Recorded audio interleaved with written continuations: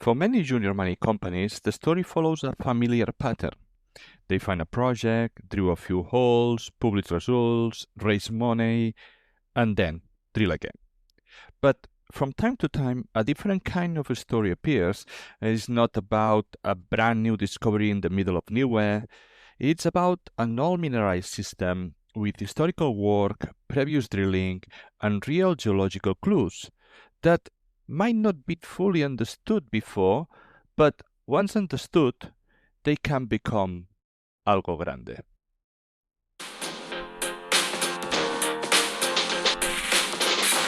Welcome, mining lovers. This is Charlando de Minas, the Spanish podcast dedicated to mining investment. Now, in English. Do you want to learn? Subscribe. Do you want more content in English? Leave us a comment.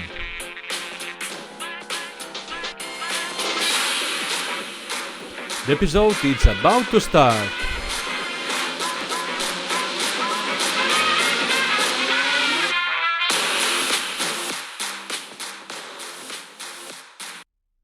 Welcome, mining lovers. This is Charlando de Minas, the Spanish podcast dedicated to mining investment. Today, in English. If you were expecting to have this episode in the language of Cervantes, don't worry, because this is a summary of the original interview in Spanish. If you want to watch the full original interview, you will find the link in the description.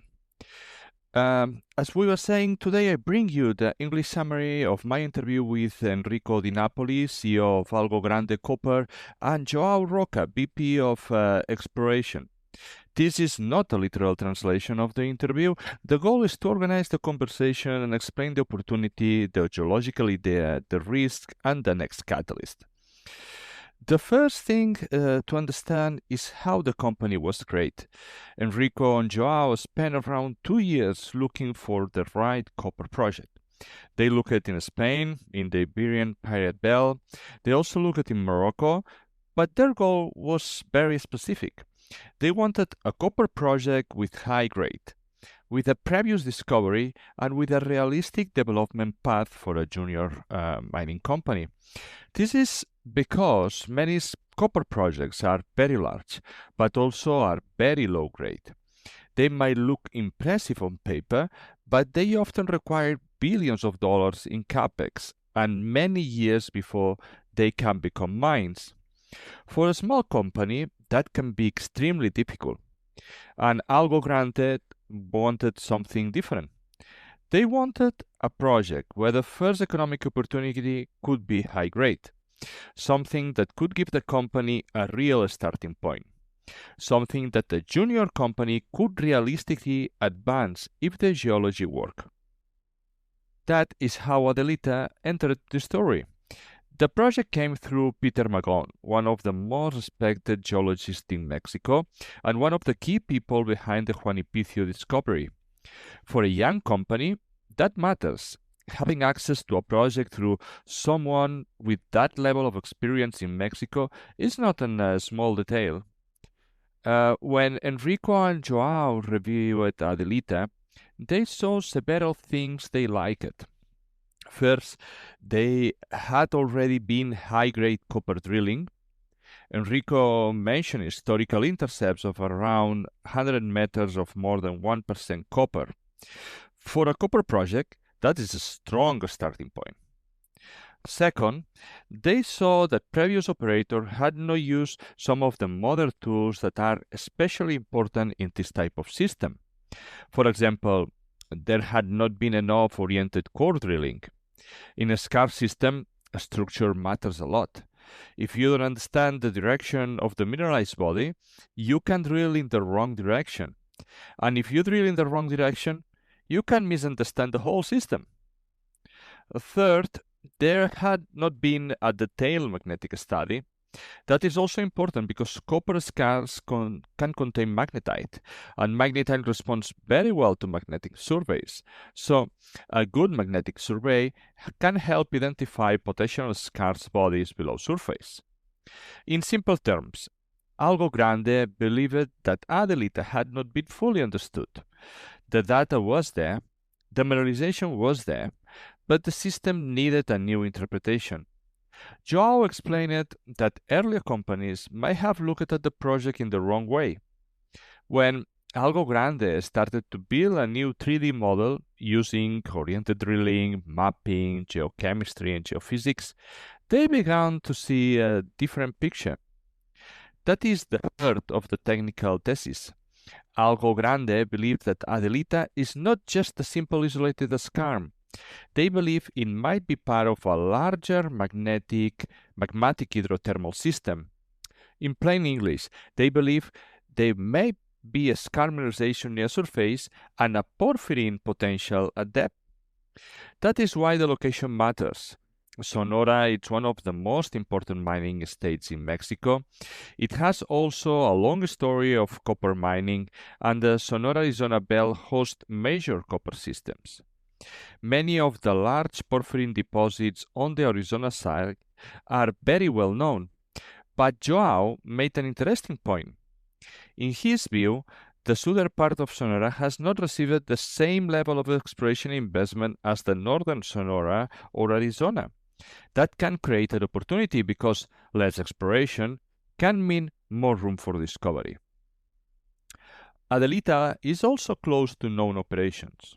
The project is next to a land package of Pan America Silver, Alamo Dorado mine, which produces around 30 million ounces of silver. Adelita is also around 50 kilometers from Piedras Verdes, an important copper operation in the region. This does not mean Adelita is the same as those mines, but it does show something important. This is a real mining district with infrastructure, roads, contractors, workers with mining experience, and a mining culture. Mexico is not risk-free, and Enrico was clear about that.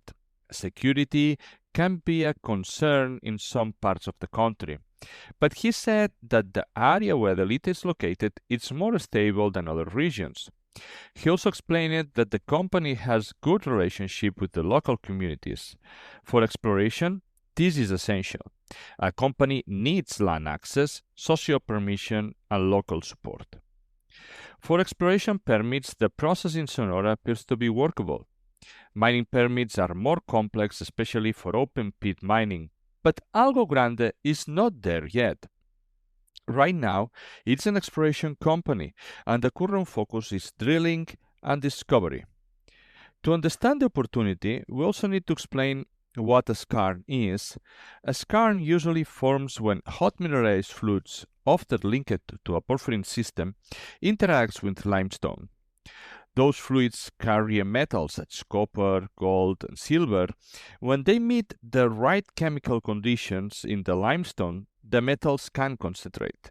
That is why skarns can be high grade. Porphyry systems can be very large, but lower grade. A skarn can be smaller, but much richer. This is why skarn systems can be attractive for junior mining companies. But there is also a risk. Skarns can be irregular. They can appear in layers or bodies, and they are not always one simple continuous deposit. So the key question is not whether Adelita has a high grade. I think that this is confirmed. The key question is whether it's enough volume and enough continuity to become economic. Joao explained that the first thing that he looked at was the limestone. If there is enough limestone, there is not enough space for a skarn system. At Adelita, he sees a large limestone package, around 6 kilometers long and about 1 kilometer wide. The limestone is also close to vertical, which means that the systems might continue at depth. So far, the skarn has been defined down to around 350 meters, but it remains open. A magnetotellurgic survey suggested that the limestone package might continue much deeper, possibly down to 1.5 kilometers.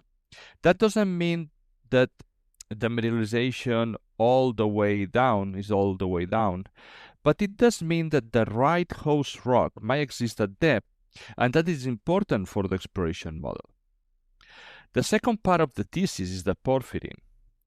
Normally, copper scans are related to a porphyry source. Joao explained that they see several signs that a porphyrin system might exist below or near to the skarn. They see porphyric alteration at surface. They see molybdenous anomalies. They see rhenium. They see porphyrin-style veins. They see potassic alteration. And they see veins with chalcopyrite and molybdenum. These are important and very strong signals, but there is a difference between having a porphyrin system and finding the economic copper part of that porphyrin. Joao was careful there. The company believed that the porphyrin exists, but that the key is to find the copper-bearing part, and that requires more drilling. This is why the current strategy is important. Algo Grande is not spending all its money on one very deep porphyrin hole. The company wants to build the skarn opportunity first. The idea is simple. If the skarn can become economic, it can provide the first high-grade opportunity, and later the company can continue looking for a deeper porphyrin. That is a disciplined approach. For a young company with limited capital, every drilling hole must have a strong reason. And Joao said that they need to think as if they were having no money or very little money. Every hole should increase the value of the project. This is why Phase 2 is focused mainly on expanding the skarn at Cerro Grande. Phase 1 had around 2,000 meters of drilling. Phase 2 is much larger, around 8,000 meters of drillings. The company wants to test the skarn over a large area, understand the geometry, and see wherever the high-grade mineralization continues. At the same time, the deeper part of those holes can provide more information about the porphyrin system. The magnetic survey has changed the exploration model. Algo Grande completed a detailed magnetic survey. They also tested the magnetic response of the skarn rock in the laboratory. This helped them identify areas with the same magnetic signature as they known skarns.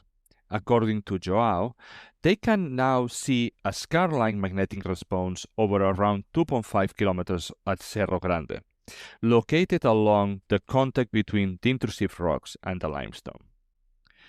That contact is usually the best place to look for the copper skarn. So, Phase 2 is designed to test these larger targets. If drilling confirms that the skarn extend from the historical 300 meters to a much larger system, that will be a major step for the company. But Adelita is not only Cerro Grande. The property contains 7 kilometers of limestone corridor with other skarn targets. One of the most important is Potrero Sur, around 3 kilometers from Cerro Grande. The company can follow mineralization of the surface for 200 to 300 meters. There are also porphyrin-grade targets, and there is an epithermal target called Las Trancas. Enrico compared the alteration at Las Trancas with the geology of Álamo Dorado. He also mentioned very high-grade surface samples. One sample had around 1,500 grams per ton of silver and 40% of copper. And of course, surface samples are not enough to define a deposit. The real question is whether the mineralization continues at depth. But this is why Adelita is interesting as a district-scale project. It's not only one target. It includes Cerro Grande, Potrero Sur, Las Trancas, porphyrin target, and other areas with skarn evidence. Metallurgy was another important topic on the interview. Joao explained that historical metallurgical work exists. The system is mainly sulfide mineralization. There is no oxide on the system. That is positive because the company will not need to design two completely different process circuits. According to Joao, the historical metallurgy looks positive. Copper and silver recoveries appears to be good. Gold recoveries could improve if a magnetic separation stage is used before flotation. And he also said that the system appears to be clean, with no significant arsenic issues. This is also important because penalty elements can reduce the value of the concentrates. There is also a possible magnetite concentrate opportunity that it's not the main investment thesis, of course, but it could become an additional byproduct if the product advances. On the corporate side, Algo Grande has a very clean structure. Enrico explained that this was the intention. He has seen many junior mining companies with good projects, but with bad share structures. Too many shares, too many warrants, and too much dilution can make it difficult for shareholders to benefit from exploration success. Algo Grande wanted to start differently. The company has a small number of shares, it had no warrants from the first financing, and it has meaningful insider ownership, and it has strategic backers. The company recently completed financing around 6.5 million Canadian dollars, and according to Enrico, that money funds the Phase 2 program, but he also explained something important. A junior company should not wait until it's almost out of cash before raising money, because markets can change quickly, so flexibility matters. Algo Grande is also speaking with larger mining companies. Nothing has been decided, of course, but there is interest. Enrico said it might be too early for a project-level joint venture. At this stage, he would prefer a partnership or financing at the company level. He does not want to give up too much of the project too early, but the company remains open to strategic partners because projects like this needs capital and technical validation. The team is also important. Enrico and Joao are young, but they have surrounded themselves with experienced people. Raymond Janas is chairman and brings experience in the capital markets, company building, and the geology. Raymond has been on the project when he was the CEO of ATEX Resources. Peter Magón is a senior technical advisor and brings deep knowledge of Mexico and discovery. And also Peter has been in the program on the first seasons, explaining about his experience with Max Silver. The company also works with ESG, social, and local technical advisors. The idea is simple. A young company needs energy, but also needs experience. And this kind of people, this kind of investors, this kind of key stakeholders like Raymond and Peter brings to the company. So what should investor watch over the next 6 to 12 months? The first catalyst is the expansion of the known skarn at Cerro Grande. Historically, the discovery was defined over around 300 meters. Now the company believes that the project skarn trend could extend over a much larger area, possibly around 2.5 kilometers. The second catalyst is a new discovery south of Cerro Grande, especially Protero Sur, where skarn mineralization is already visible at surface. The third catalyst is Las Trancas, the epidermal target with strong surface samples and visible alteration. The fourth catalyst, it could be the porphyry evidence. The company does not need to discover the economic porphyry immediately, but every hole can add information. An investor should watch for molybdenum, rhenium, porphyry veins, potassic alteration, and deeper copper signs. Fifth catalyst is financing or strategic interest. Any strategic investment, partnership, or technical validation from a larger companies could change the market perception. And finally, investors should watch execution. Algo Grande is young. It has not resource yet. It still needs to prove continuity, scale, geometry, metallurgy, and economics. Good surface samples and historical high-grade resource are not enough, and the company now needs to show that the system can be drilled, modeled, and eventually developed. So, what is the conclusion? Algo Grande is an early-stage exploration company, but it's not starting from zero. Adelita has historical drilling with high-grade copper results, a large limestone package, evidence of a skarn mineralization, porphyry indication, multiple target, and a strong location in Sonora. The opportunity is clear. If the company can expand the skarn at Cerro Grande, prove continuity of a large area, and keep finding porphyry evidence at depth, Adelita could become much more from a small high-grade copper target. It could become a district-scale skarn porphyry system. But the risks are also clear. There is no resource yet. The skarn might be discontinuous. The porphyry may exist, but it might not be containing economic copper when they drill. The company will need more capital, and even in a good mining state like Sonora, permitting, security, community relation, and execution must be managed carefully. The next drilling results will be very important. If Phase 2 confirms that the skarn is larger than the previous understood, the story changes completely. If the company also finds stronger porphyry signals, the story becomes even more interesting. But for now, the thesis is simple. Algo Grande is trying to take an unexplored historical drill high-grade copper system in Sonora and reinterpret it with the modern tools. If they are right, there might be something big under the scan. Something very big. Something Algo Grande. And that is the company it's called. Algo Grande.